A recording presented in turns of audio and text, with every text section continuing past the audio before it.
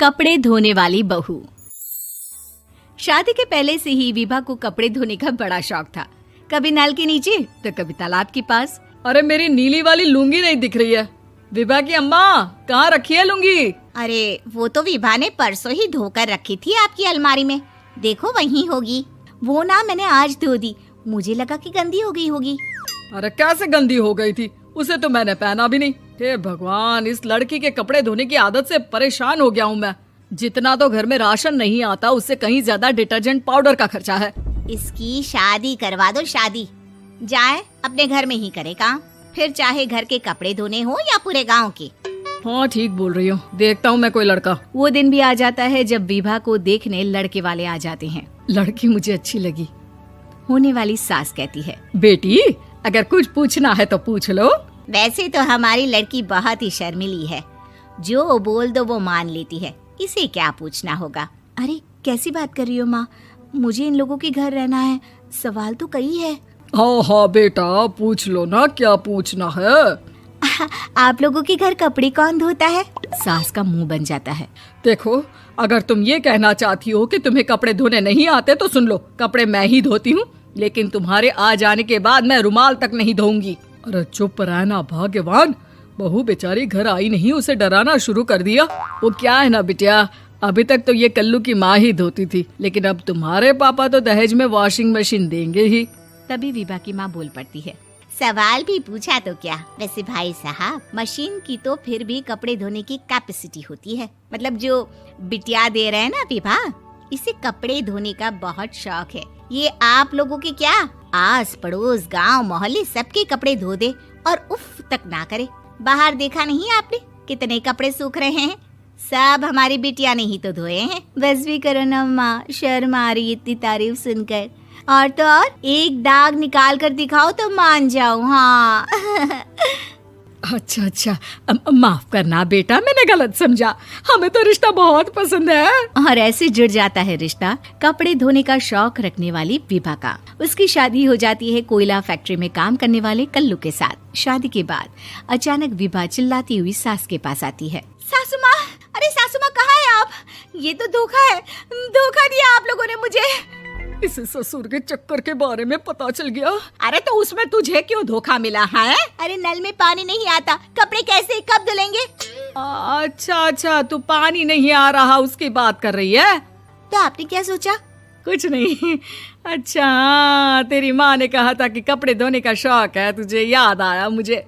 शौक शौक बोलकर कपड़े धोने वाले मेरे जुनून को कम ना आके सासू माँ, कपड़ा धोना मेरा गुरूर है।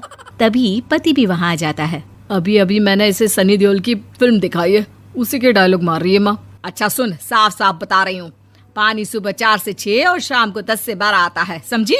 विभा टाइमिंग सुनकर हैरान हो जाती है। ये क्या भूतों का मोहल्ला है?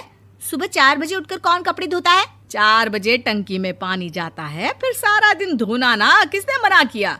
अरे कैसी बात कर रही हैं? 200 लीटर की टंकी में कितने कपड़े धो लूंगी मैं, सुबह ही उठ जाऊंगी मैं। अब क्या था, विभा सुबह 4 से लेकर रात के 12 बजे तक कपड़े ही धोती रहती। एक रोज सास पड़ोस से निकलकर कहीं जा रही होती है कि साथ वाली कहती है, हाँ कल्लू की माँ, जरा ये बताओ कि 2 साड़ी है, 2 ब्लाउज और एक पेटीकोट और एक नाड़े वाला लंबा कच्छा।